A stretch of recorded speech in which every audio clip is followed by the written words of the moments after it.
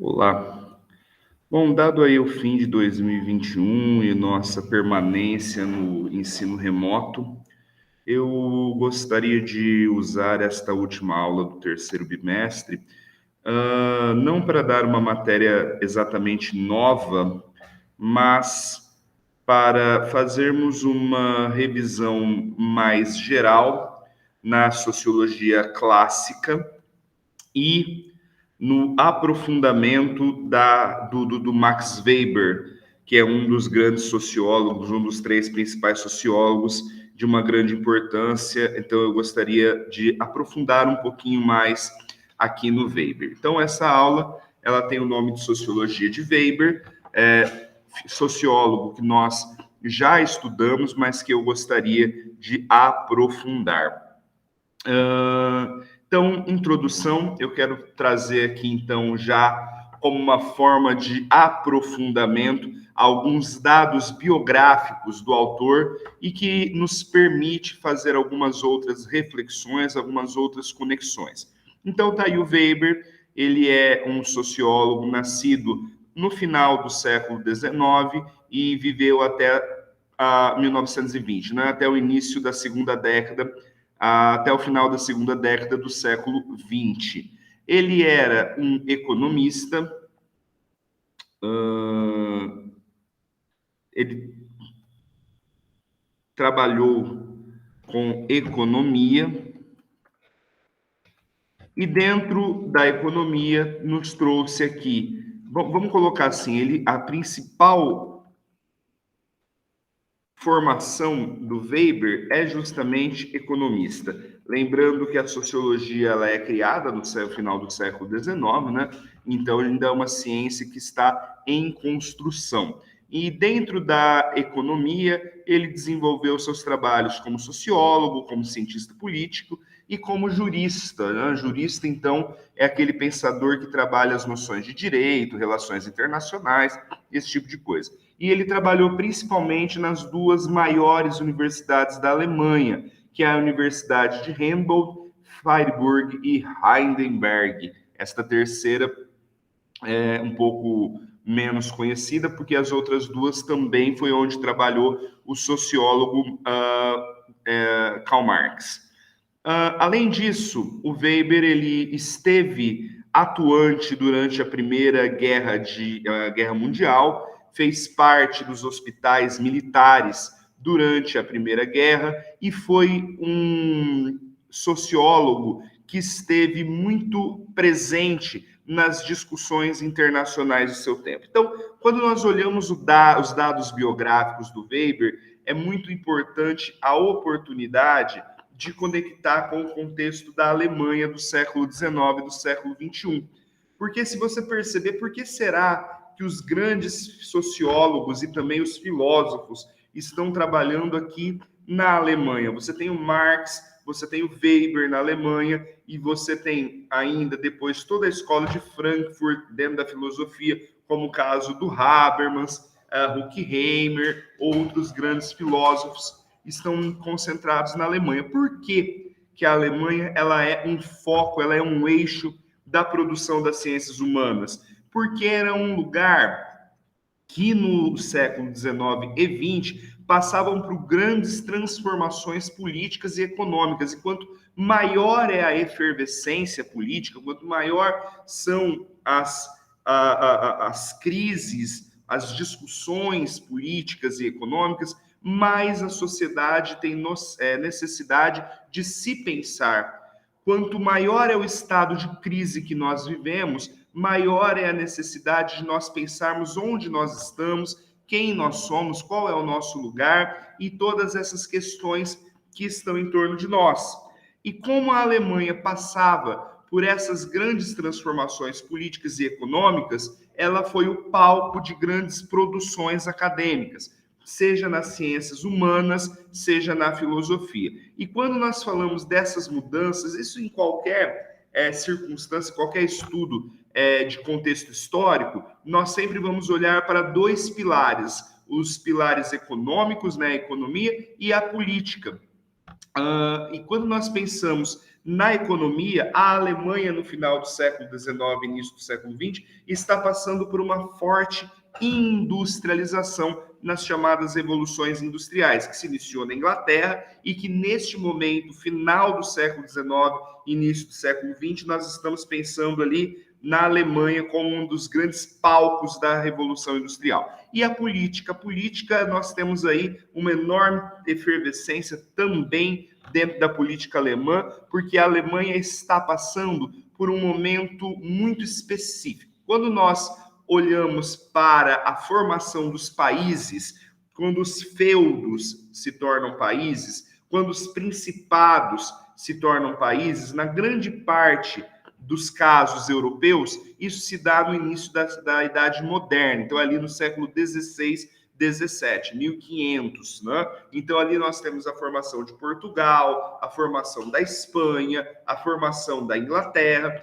No entanto, alguns países se atrasaram em guerras para ter esta união dessas regiões, transformando em um país. Os dois casos são Alemanha e Itália. Itália, você inclusive deve lembrar que quando nós estudamos Maquiavel, ele foi um autor que trabalhou o príncipe, trabalhou aquela filosofia realista, porque a Itália estava em guerra entre principados. Pois bem, a Itália vai se unificar e transformar-se em país apenas no final do século XIX. E no caso da Alemanha, a mesma coisa. Eram várias regiões, cada qual com seu governo, portanto, era um país descentralizado e que ao final do século XIX se unifica em torno de um rei, conhecido como Guilherme II, e passa a ser ali, então, o Império Alemão. 1871 é a primeira vez que nós podemos chamar a Alemanha de país, então é um país novo em relação aos outros casos da Europa, sendo, por exemplo, portanto, um país novo, um país com muitos problemas. Então, nós temos ali a questão política, a própria formação do Império Alemão em 1871, onde alguns nomes aparecem com grande frequência.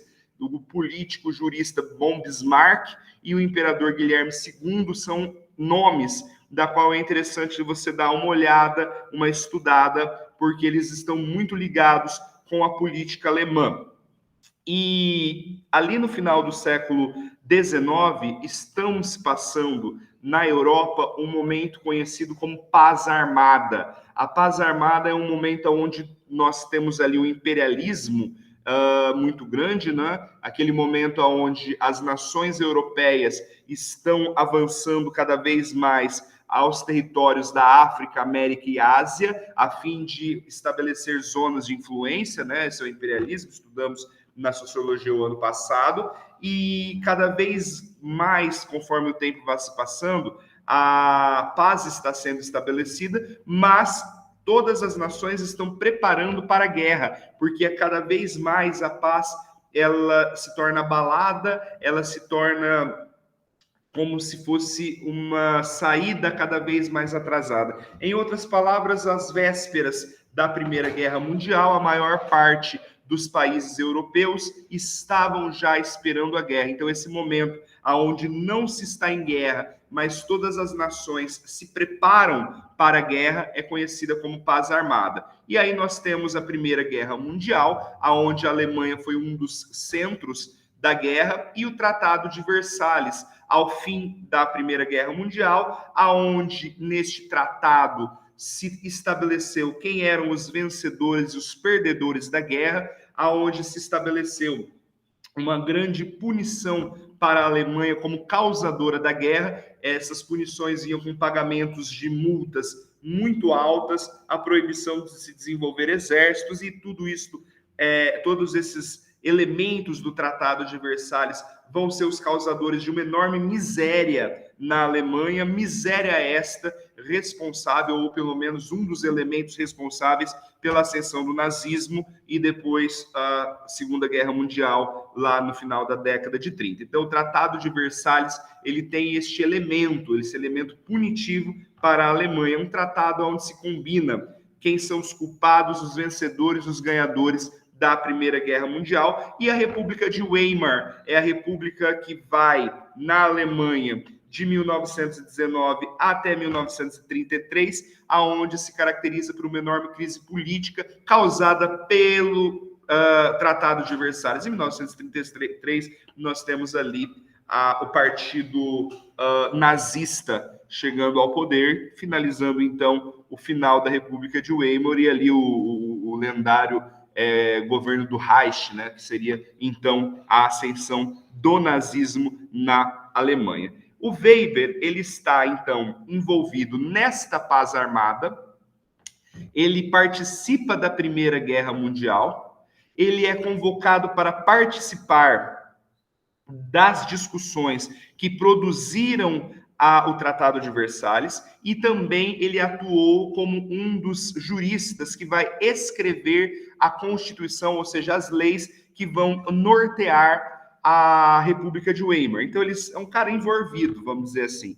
Ele está ali, um grande jurista e um grande intelectual que está no eixo dos grandes acontecimentos políticos alemães. E as principais obras dele é a Ética Protestante e o Espírito do Capitalismo, que nós não tratamos ainda, mas vamos tratar hoje, e a Ciência como Vocação, aonde ele já começa a analisar algumas questões, começa a analisar elementos que já são a origem do nazismo, como nós veremos adiante. Então, Weber, aí nesse primeiro momento da aula, dar esta importância e dar esses dados biográficos para ele. Bom, formas de compreender a sociedade. Então, é aqui que eu gostaria de fazer aquela revisão que eu disse no início da aula.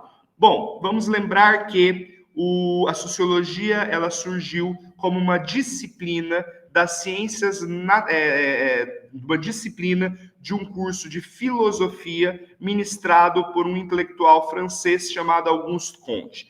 E ali, dentro da filosofia, Auguste Comte inicia uma disciplina chamada Física Social, com o objetivo de estudar as sociedades e, a partir desses estudos, evitar contextos de anomia, ou seja, contextos de caos social. Nesta de física social, neste objetivo de observar a sociedade, o Auguste Comte trouxe o chamado positivismo, que traz alguns elementos para análise da sociedade, elementos esses que não são mais contextuais, não são mais usados na sociologia contemporânea. E por que não é mais usado? Porque o Auguste Comte ele traz os métodos das ciências naturais para se analisar a sociedade. Então, quando Comte ele olha para um coletivo humano, para uma sociedade, ele faz análises como um biólogo faria quando se vê um coletivo de lobos, uma alcateia, uma colmeia, ou seja, algo puramente biológico, elemento que hoje a sociologia contemporânea nega por entender o ser humano como resultado das suas construções sociais. E desses elementos do Comte, nós temos o desenvolvimento cultural linear, que é a ideia de que toda sociedade parte de um mesmo ponto e atinge o mesmo ponto de desenvolvimento, e dessa forma é possível comparar sociedades. Exemplo, uma sociedade que usa apenas a pedra para a construção, ela é inferior do que aquela que usa alvenaria, que é inferior àquela que já utiliza metal. Então, nós temos aí níveis de desenvolvimento. Determinismo biológico ou darwinismo cultural é a ideia de que um desenvolvimento de um povo é resultado da sua condição genética. É uma teoria racista, inclusive. A ideia de que a melhor genética produzirá a melhor cultura. Assim, as culturas mais desenvolvidas são resultadas de uma biologia mais desenvolvida. Determinismo geográfico, que é a ideia de que os agrupamentos humanos, que a cultura do ser humano é resultado do ambiente que ele está. Então, quanto mais ruim, quanto mais perverso for o ambiente, mais aquele coletivo tem que lutar para a sua sobrevivência, e dessa forma será mais evoluído. E quanto mais tranquilo for o ambiente, menos luta, portanto, menos desenvolvido será aquela população. E o funcionalismo, que é a ideia de que todos os nossos atos têm alguma referência, têm alguma função à natureza. principalmente a função de reprodução ou sobrevivência. É você considerar, por exemplo, que toda a nossa noção de beleza existe para a reprodução, ou que todas as nossas organizações como religião, como política, existe para a sobrevivência. Você ligar todos os hábitos humanos a alguma função natural. Eu estou trazendo aqui um pouco mais rápido, lembrando que nós já nos aprofundamos em Comte. E aí nós temos os chamados sociólogos clássicos, que são chamados dessa forma justamente porque eles desenvolvem métodos científicos para se olhar para a sociedade. São sociólogos que trazem formas das ciências humanas, criam ferramentas das ciências humanas para se analisar coletivos. Quem são eles? O francês Émile Durkheim e os alemães Karl Marx e Max Weber. Nós já estudamos ambos, vamos rever e nos aprofundar, então, no Max Weber. Esses sociólogos, então, eles são chamados de clássicos justamente porque eles criam método e formas não próprios das ciências naturais, mas próprios das ciências humanas para estudar os coletivos. O Durkheim, ele ainda é positivista, ele ainda é um pouco funcionalista, mas ele já traz algumas ferramentas que nos permitem a análise da sociedade a partir das ciências humanas. O principal que eu gostaria de trazer para nós é a ideia do fato social. O fato social é tudo aquilo que acontece em uma sociedade que possui 3 características. Ela é geral, válido para todo mundo que está naquela sociedade, externo à vontade do indivíduo, então, no caso, é independente da nossa vontade, e ela é coercitiva. Se nós não fazermos, sofreremos coerção, que é uma reação negativa do coletivo para com o indivíduo. O Durkheim, ele diz, então, que nós não devemos estudar a biologia, a natureza de uma sociedade, mas sim aqueles fatos que são importantes para aquele coletivo. Então, se aquele fato, vamos pensar para nós, usar roupa é um fato social, independe da minha vontade, eu não posso por aí andar peladão, que não vai ser tranquilo, ele é geral, ele é válido para todo mundo, e se eu sair sem roupa, eu vou sofrer uma coerção, inclusive uma coerção legal por parte do Estado, eu serei preso por atentado ao pudor. Então, a questão da nudez é importante para a nossa sociedade. E aí, então, é interessante a reflexão para entender a nossa sociedade, o tema nudez. Isso nos levará, segundo Durkheim, a reflexões importantes sobre o coletivo que nós vivemos. Já na questão, por exemplo, de uma tribo indígena que anda nu, não faria o menor sentido estudar a nudez. Então, aí, repassando, a ferramenta principal do Durkheim seria o fato social. O Karl Marx, ele compreende as sociedades a partir do materialismo histórico, que é aquela ideia de que existe uma minoria dominante porque possui os meios de produção e domina uma maioria justamente porque essa maioria não possui os meios de produção. Isso é chamado materialismo. A ideia de que o ser humano é resultado do trabalho e o trabalho está dominado pela uma minoria que possui os meios de produção. E esse materialismo, além de tudo, ele é histórico, porque ele aconteceu em todos os momentos da sociedade. Por exemplo, Faraó dominava os servos por possuir a água. Patrícios em Roma dominavam plebeus por possuir a terra. E hoje em dia, na visão marxista, nós temos uma minoria, que são industriais e donos de terra, que possuem os meios de produção e dominam as pessoas que não têm, que têm que vender a força de trabalho, no caso, então, são proletários, para sobreviver. Então, o materialismo histórico é a ótica, é a ferramenta que o Marx nos traz para fazer análise da sociedade. Então, o Marx diz assim, olha, esta última frase, é pelo trabalho que o ser humano produz a sua existência. Então, é necessário que haja um trabalho. Isso seria, então, um determinismo econômico. Nós somos resultados da materialidade, nós somos resultados daquilo que nós produzimos. E nesse sentido, o Marx ele traz a ideia de infraestrutura e superestrutura. A economia ela é a base de tudo, a infraestrutura de tudo, a infraestrutura é a base, e tudo que se constrói socialmente além da economia é construída tendo como base a economia, sendo, portanto, superestrutura, aquilo que se levanta em cima da base. A infraestrutura seria o chão, a superestrutura, as paredes e o teto. Então, para Marx, a economia é o chão, e todo o resto das construções humanas são construídas em cima da economia. Por exemplo, política, direito, religião, cultura, ciência, filosofia, todos esses elementos são construídos como uma superestrutura em cima da economia. Porque se eu não produzir o alimento, se eu não produzir o remédio, se eu não produzir o abrigo, se eu não produzir o agasalho, nada dessas condições humanas existem. Então a economia é o chão sob o qual, se eu tirar, cai tudo. Só que este chão,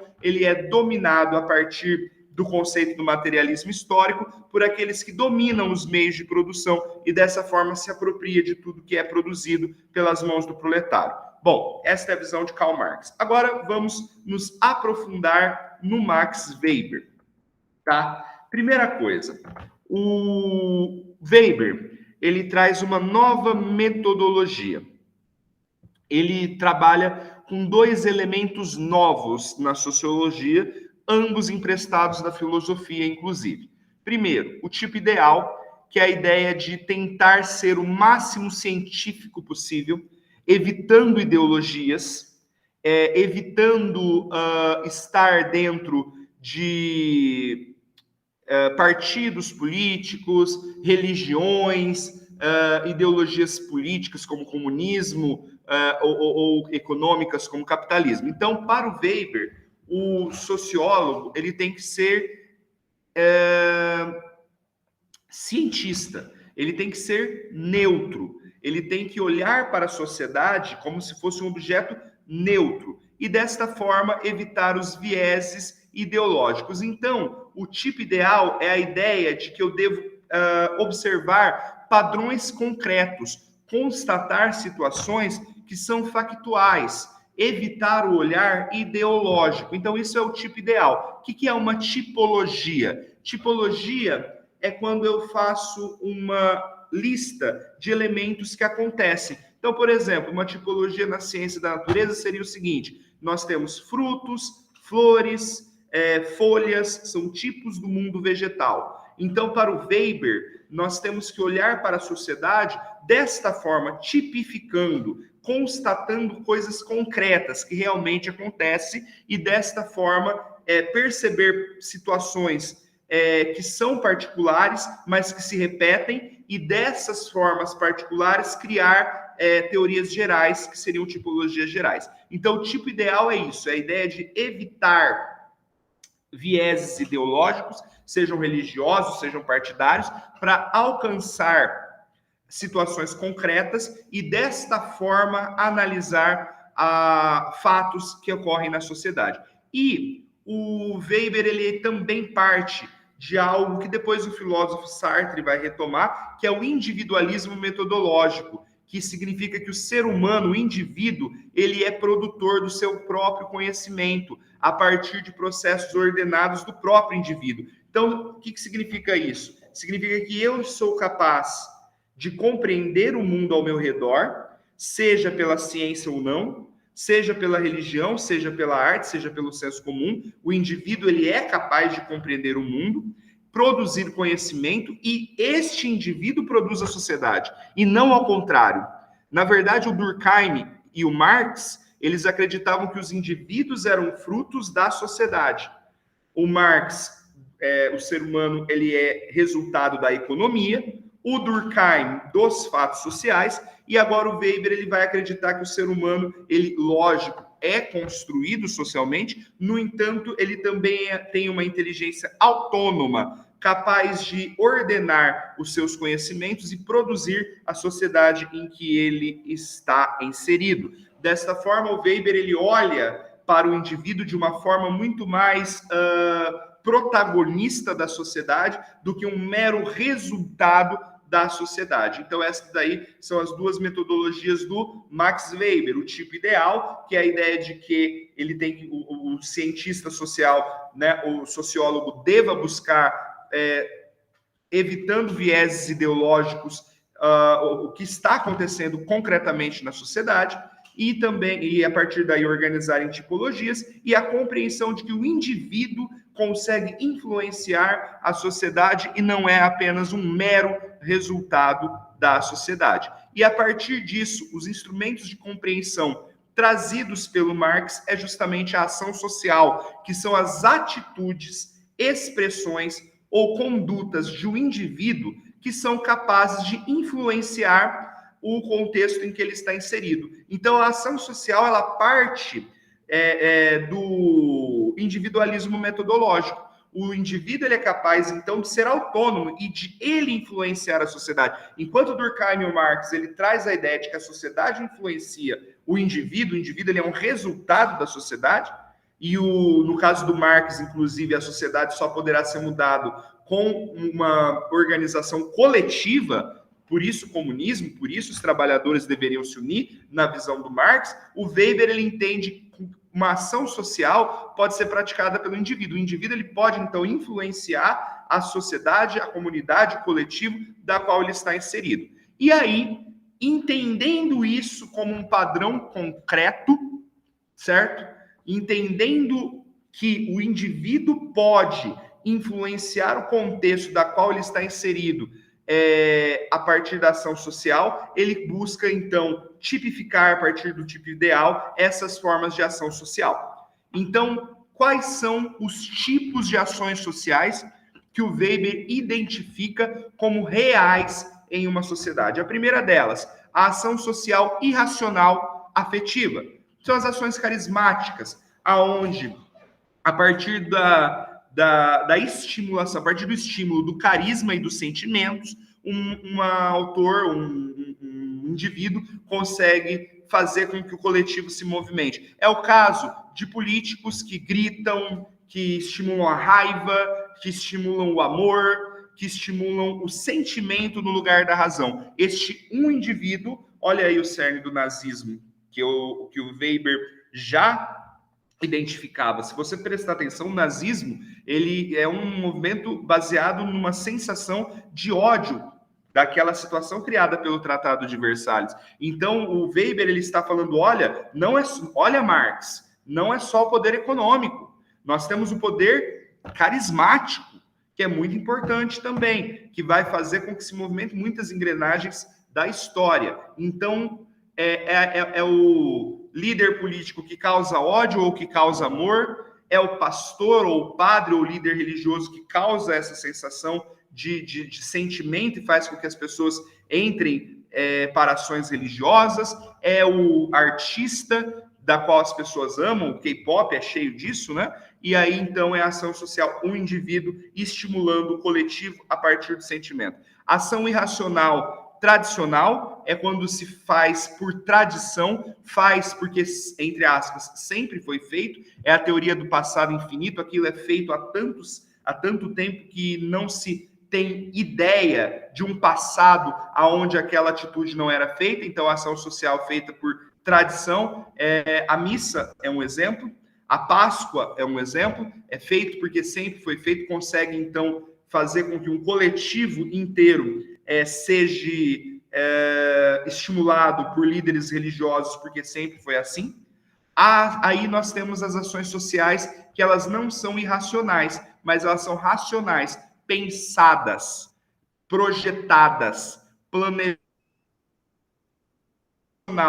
Em relação a fins, é quando alguém pensa em um objetivo. Então, por exemplo, um professor que tem o objetivo de ensinar, ele consegue manipular toda a situação de forma racional para se chegar a esse fim. Há uma ação policial que visa prender bandidos, ela pode ser feito, um capitão pode fazer toda uma ação social que atinja aqueles bandidos, ou um político que tem um objetivo e sinceramente trabalhe para ele de forma racional também. Então, quando um indivíduo influencia o coletivo de forma racional para se chegar em um objetivo, é uma ação social racional em relação a fins. E uma ação social racional em relação a valores. São as ações pensadas, mas que têm objetivo não o fim, não se chegar a algum lugar, mas defender alguns valores, sejam éticos, políticos, religiosos ou estéticos. Então, por exemplo, eu quero fazer aquilo, eu quero fazer esta eleição, eu vou pensar, eu vou ser estratégico para defender a família. É uma ação racional em relação a valor, um valor ético que é a família. Eu quero fazer isso para defender a democracia, é um valor político. Eu quero fazer aquilo para defender o meu Deus, então é um valor religioso. Então, quando se tem uma ação racional, ela é pensada, a pessoa está pensando, ela não está agindo por sentimento, ela não está agindo por tradição, mas o objetivo dela é defender valores da qual ela acredita, então é uma ação social racional em relação a valores. Nesta forma, nós temos os líderes, que são os indivíduos capazes de exercer dominação em um coletivo. Esses líderes, eles podem ser líderes por sentimento, né? Cativar as pessoas, literalmente cativar no sentido de cativeiro, cativar as pessoas por conta do sentimento ou por conta da tradição, mas também de forma estratégica e pensada. E a dominação estabelecida por esses líderes são fenômenos determinados por eles enquanto autoridade, certo? Vamos ver. Agora, a tipificação dessas dominações. O Weber ele fala que as nossas dominações elas podem ser exercidas de forma legal, exercida a partir da legitimidade do sistema oficial. Por exemplo, o Estado ele pode usar as Forças Armadas, ele pode usar o sistema judiciário, ele pode usar cartórios. Então, essa dominação ela é legal. Um líder, quando ele chega e domina o Estado, por exemplo, ele vai exercer a dominação legal. O Weber ele aponta para uma outra forma de dominação legal, que é o uso da burocracia, né? Aquela coisa de levar o documento, ter uma série de regras. O Weber ele entende que a democracia serve para organizar a sociedade e proteger a dominação legal. O segundo elemento, a dominação tradicional, que é aquela exercida pela tradição, pelo sagrado. Então, esses líderes que dominam essas instituições, pessoal, a dominação ela sempre vai estar ligada a uma instituição. Nenhuma dominação ela pode exercer sem o uso da instituição. Em caso, né, nós já estudamos instituição. A instituição de dominação legal é o Estado. Tradicional seriam as igrejas. Então, os líderes que atingem a liderança de instituição igreja consegue, então, exercer, a partir da crença e da tradição, a dominação nos indivíduos que frequentam e que estão sob o domínio dessas instituições. E, por fim, a dominação carismática, que é exercida por carisma. Meios de comunicação podem ser uma instituição, meios artísticos, mas também os meios políticos, como nós já vimos. Veja, então, que a pessoa que está dominada pela estrutura oficial, Constituição, pela legalidade, sofre uma dominação legal. Quem está sendo dominado pelas instituições religiosas, terreiro de Umbanda, mesa de espírita, igreja católica, igreja evangélica, todas essas formas de instituição, veja que aqui não estou dizendo da fé em si, mas sim da organização social, que são as igrejas e os templos, exercem, então, a tradição, a dominação por tradição. E aquelas pessoas que exercem o domínio a partir do amor, do ódio, dos sentimentos, estão exercendo, então, dominação carismática. Bom, para finalizar, eu gostaria de entrar neste segundo livro, nesta segunda obra, A Ética Protestante e o Espírito do Capitalismo, aonde o Weber ele faz uma reflexão muito boa em relação a como que a nossa sociedade hoje se porta em referência ao capitalismo. Olha lá, o Estado moderno só é possível a partir dos processos de racionalização. O que significa isso? Significa que hoje as pessoas vivem na sociedade conscientes de que vivem em uma organização. Podem não ter o pensamento crítico, criticar essas organizações, mas vivem conscientes de que existem instituições como Estado, como igreja, como escola, como delegacia, família. As pessoas racionalizam, pensam nisso. E entendendo isso, elas passam a pensar nessas instituições. Por exemplo, o uso da força monopolizada pelo Estado e o desenvolvimento da burocracia é uma racionalização. Hoje os políticos eles não entendem como antigamente que é um escolhido de Deus, ou então que tem um sangue azul e por isso deva governar. Os políticos hoje, sejam nós, né, enquanto eleitores, ou sejam os representantes, têm total consciência, ou seja, racionalidade, para entender que nós somos uma organização social e que o poder político usa-se da força, que o poder político usa-se da burocracia e também a racionalização do capitalismo. O capitalismo, hoje nós vivemos conscientes de que estamos em uma organização econômica. Então, o capitalismo ele é uma racionalização inclusive em relação ao lucro, à produção. Neste livro, o Weber simplesmente diz que as revoluções, principalmente calvinistas, são as revoluções que questionaram a Igreja Católica no século XVI e fundaram as chamadas pentecostais, igrejas evangélicas, igrejas protestantes que vieram se desenvolvendo ao longo dos séculos, racionalizaram o capitalismo. Então, desta forma, a mentalidade... Veja bem, a Igreja Católica ela considerou por muitos séculos o lucro como um pecado.